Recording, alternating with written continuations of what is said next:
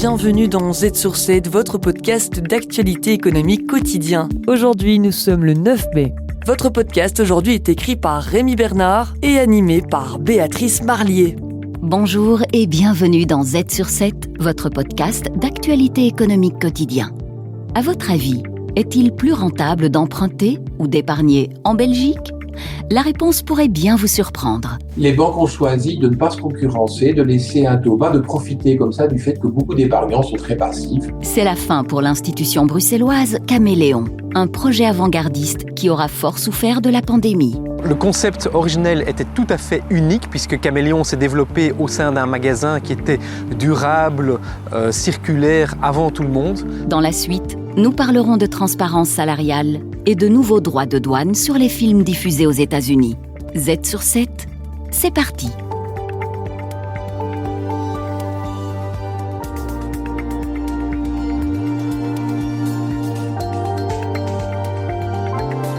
Z sur 7 à la une. En Belgique, les taux d'intérêt sur l'épargne restent nettement plus bas que dans la plupart des pays de la zone euro. D'après la Banque centrale européenne, en mars, les banques belges offraient en moyenne un taux de 0,89% contre 2,2% au Luxembourg et 2,1% en France. Éric Dor est le directeur des études économiques de l'IESEG. Les systèmes bancaires des différents pays de la zone euro appliquent des politiques quelque peu différentes et aussi les gouvernements appliquent des politiques différentes. Le plus bel exemple, c'est celui de la France où, de très longue date, on a un dépôt d'épargne réglementé qu'on appelle le livret A. Il est défiscalisé comme en Belgique, mais la grande différence, c'est que son taux d'intérêt est fixé par le ministre de l'économie sur les conseils de la Banque de France. Les épargnants belges sont doublement perdants. Leur taux d'intérêt reste faible, à savoir 0,89% en moyenne en mars, alors qu'il dépasse les 2% en France et au Luxembourg. Et l'inflation, elle, grimpe à 3,1% chez nous contre 0,8% en France. Les banques ont choisi de ne pas se concurrencer, de laisser un taux bas, de profiter comme ça du fait que beaucoup d'épargnants sont très passifs, ne cherchent même souvent même pas sur ce créneau des dépôts d'épargne réglementés à déplacer leur épargne vers les quelques petites banques qui offrent déjà de meilleurs taux. Mais comme il y a quand même une fraction d'épargnants dynamiques qui cherchent un meilleur taux, eh bien alors à ces épargnants dynamiques, là, les banques offrent des meilleurs taux sur les comptes à terme. Compétitives sur les comptes à terme, les banques belges se démarquent aussi par des taux hypothécaires plus bas que dans de nombreux pays de la zone euro. Le fait qu'elles puissent profiter d'un taux bas sur une grande partie des dépôts d'épargne des ménages ne contribue pas seulement à leur profit, mais leur permet aussi d'exiger des taux d'intérêt plus faibles souvent que les pays voisins sur leurs prêts aux ménages et aux entreprises.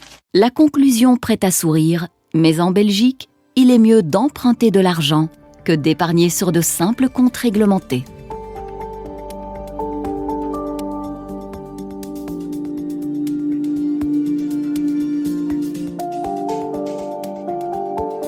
Z sur 7 à la une. Rayon vide et rideau tiré. L'outlet bruxellois Caméléon ne rouvrira pas ses portes. Créé en 1988, il reposait sur un concept simple, racheter des fins de stock de grandes marques pour les revendre à prix cassé en s'appuyant surtout sur le bouche à oreille et des campagnes par SMS. Pierre-Alexandre Billet, économiste et CEO de Gondola. Caméléon est une longue saga qui a commencé par une très belle histoire, c'est-à-dire des Bruxellois qui ont voulu développer un concept de vente privée, ce qui était très tendance il y a plusieurs années. Initialement installée au cinquantenaire, l'enseigne avait déménagé en 2009 à Woluwe-Saint-Lambert dans un bâtiment moderne de 1500 mètres carrés. À l'époque, tout semblait réuni pour accompagner sa croissance. Le concept originel était tout à fait unique puisque Caméléon s'est développé au sein d'un magasin qui était durable, circulaire avant tout le monde. qui était situé à Woluwe. Malheureusement, cela a aussi été sa perte puisque le concept n'a pas pu se développer au-delà de ce magasin. Il y a eu un deuxième concept du côté de Wavre, mais tout est resté autour de ce magasin physique alors que Caméléon aurait dû se développer à travers d'autres canaux, d'autres zones géographiques. Les 2 comptoirs privés étaient en grande difficulté depuis la pandémie. Après une première faillite en 2020, l'entreprise avait réussi à repartir. Mais cette fois, l'histoire s'arrête définitivement. Une faillite de plus dans le retail belge. Ce n'est pas uniquement le retail textile belge qui a des difficultés, c'est le retail textile dans toute l'Europe qui souffre du dumping commercial de plateformes comme Shein, comme Temu, qui sont vraiment une concurrence déloyale et qui vendent des produits en dessous des prix des coûts de revient. Le bâtiment de Woluwe a été revendu au groupe Van Overstraten. Il sera transformé en un centre sportif. En attendant, le restaurant vietnamien à l'étage de l'ancien outlet continue son activité.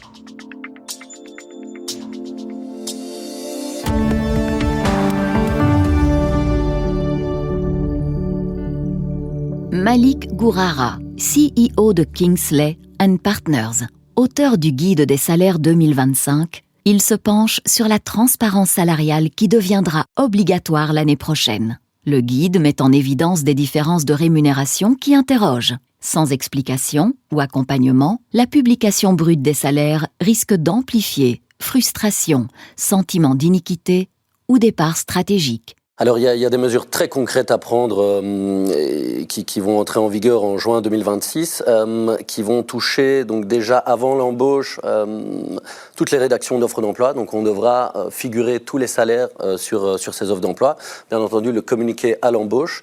Il y a pas mal de choses qui vont être mises en place encore une fois pour absolument résorber les inégalités entre hommes et femmes, parce que c'est quand même le but ultime de cette chose. Là.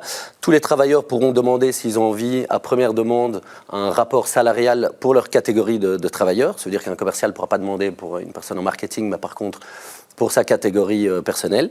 Et bien entendu, l'entreprise devra répondre à ces choses-là. On le sait, les écarts de salaire qui sont encore fort présents au niveau des entreprises. Est-ce qu'en termes de secteur, il y en a qui vont être plus touchés que d'autres ? Alors oui, c'est surtout au niveau des entreprises. Il y a des entreprises qui jouent peut-être aujourd'hui un peu moins le jeu, qui sont un peu plus opaques, qui vont être plus touchées. Mais on va parler des secteurs qu'on connaît, parce qu'on travaille beaucoup dans le secteur de la construction, par exemple, et de l'immobilier. C'est vrai que dans le secteur de la construction, il pourrait y avoir un peu plus de défis, tout simplement parce que le secteur est aujourd'hui en pénurie de certaines compétences depuis déjà très longtemps. Donc c'est simple, il y a certains rôles qu'on ne trouve pas, sur lesquels d'ailleurs nous, de temps en temps, on ne travaille même plus. Et c'est un secteur un peu en souffrance. Ça veut dire qu'on est vite amené à effectivement faire des offres salariales, premièrement exceptionnelles, ou encore à mettre des moyens de rétention, encore une fois, qui vont passer par des augmentations salariales conséquentes et qui vont accroître à chaque fois ces inégalités entre différents travailleurs. Et justement, on le disait, donc plus de transparence qui peut aussi conduire à des tensions au sein même des structures, peut-être même à des fuites de talents. Vous, ce qui est important, c'est de dire aux entreprises, il faut vous y préparer pour finalement convertir ce risque en opportunité. Qu'est-ce que l'on peut conseiller à ces entreprises pour anticiper, justement? Je crois que vous avez dit beaucoup de choses. Effectivement, je pense que le plus important pour ces entreprises va être d'anticiper. Je pense qu'il faut que ce soit vu comme une opportunité et pas comme un énorme risque.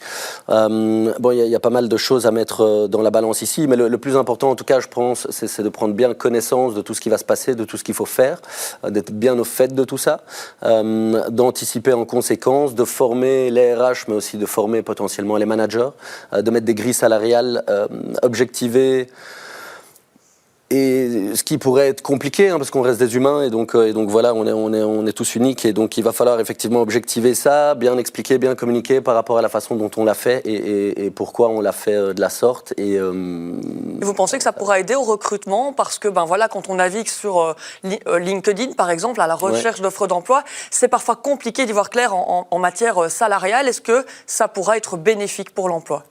Alors je crois que ça pourra réellement être bénéfique pour l'emploi. De un, on pourra gagner beaucoup de temps. C'est vrai que je ne l'ai pas cité tout à l'heure dans les mesures, mais on ne pourra plus demander, par exemple, à un salarié, à un postulant, le salaire qu'il gagne actuellement ou ce qu'il gagnait auparavant. Donc ça va changer déjà beaucoup de choses par rapport à ça.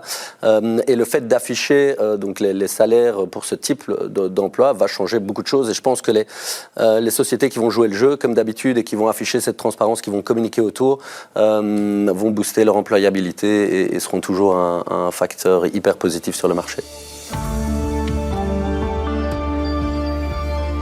Les meilleurs experts boursiers vous proposent des analyses des marchés internationaux, des conseils avisés et les dernières tendances économiques. Z sur 7, expert boursier. Coup d'œil sur la bourse maintenant avec Caroline Palombo de BNP Paribas Fortis. Ce mercredi soir, la Fed, la Banque centrale américaine, a annoncé qu'elle laissait son taux directeur inchangé à 4,5%. Pour ceux qui en doutaient, l'institution a donc bien résisté aux pressions du président Trump pour baisser les taux et soutenir la croissance. Oui, donc Jérôme Powell l'a bien dit, il veut attendre de mesurer vraiment l'impact économique de tous ces tarifs douaniers avant de baisser ses taux. Selon lui, l'économie américaine, elle reste assez solide. Si on regarde le taux de chômage, il s'est stabilisé à des niveaux faibles. On voit également que l'emploi est assez vigoureux et l'inflation, elle reste encore légèrement élevée. Cette décision n'a pas vraiment ému les marchés. Oui, hier, en tout cas, les marchés n'ont absolument pas bougé. Il faut dire qu'ils avaient largement anticipé la décision. Le Nasdaq et le S&P 500 se terminent à l'équilibre, le Dow Jones sur un léger résultat positif. En fait, ce que les marchés attendaient, c'était surtout une certaine visibilité sur la future politique monétaire.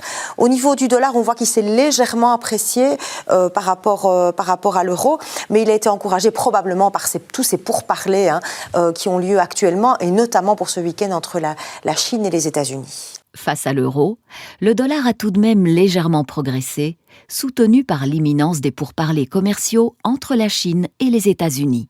Quelle visibilité offre cette décision, justement ? Jérôme Powell a rassuré et pas rassuré en même temps, parce que pour lui, il est impossible aujourd'hui de vraiment anticiper avec la politique monétaire. Donc, il estime que l'incertitude a encore grandi au cours des dernières semaines. Les perspectives économiques sont assez instables. Il veut pouvoir réagir de manière rapide et pragmatique. Et ce qu'on constate aussi avec lui, c'est ce décalage, toujours en ce qu'on appelle les soft data, c'est-à-dire les indicateurs comme la confiance, qui sont vraiment en berne, et les hard data comme le chômage ou l'emploi qui restent extrêmement vigoureux. Donc ce que Powell attend, c'est un ralentissement de ces indicateurs. De notre côté, on pense qu'il pourrait baisser les taux probablement en septembre pour la première fois. 2 baisses de taux seraient attendues cette année, mais l'évolution du marché de l'emploi sera clairement clé. Cet après-midi, le président américain a annoncé un premier accord bilatéral avec le Royaume-Uni, mais plus tôt cette semaine, il décidait également d'imposer des droits de douane de 100% sur les films diffusés aux États-Unis, mais produits à l'étranger. Pourquoi cette mesure ? Oui, c'est un phénomène qui grandit très fort aux États-Unis depuis plusieurs années maintenant. Maintenant, il ne faut pas perdre de vue que l'industrie cinématographique américaine exporte 3 fois plus que ce qu'elle n'importe. Elle a généré en 2022, par exemple, je relis le chiffre, 280 milliards de bénéfices, employé plus de 2 millions de personnes. Mais derrière ce tableau un peu idyllique se cache une réalité qui est inquiétante. 26% à peu près des dépenses de production ont chuté ici au cours des dernières années, en cause évidemment les grèves, les fameuses grèves, et puis la concurrence de toute cette plateforme de films en streaming. Et puis un phénomène qu'on connaît peut-être moins, c'est des incitants fiscaux proposés par le Canada, l'Australie ou la Grande-Bretagne pour pouvoir produire toute une série de films à l'étranger. Donc l'industrie cinématographique américaine n'est plus ce qu'elle était. Et voilà, maintenant vous êtes bien au courant, n'oubliez pas de vous abonner à la chaîne de Z sur 7 pour ne pas manquer un seul de nos épisodes. Et le programme de demain, Béatrice, à quoi peut-on s'attendre ? Pour débuter votre week-end avec Canal Z, vous retrouverez Jean-Pascal Ledoux dans l'épisode de demain. Je vous souhaite une belle fin de semaine et vous remercie pour votre fidélité à Z sur 7.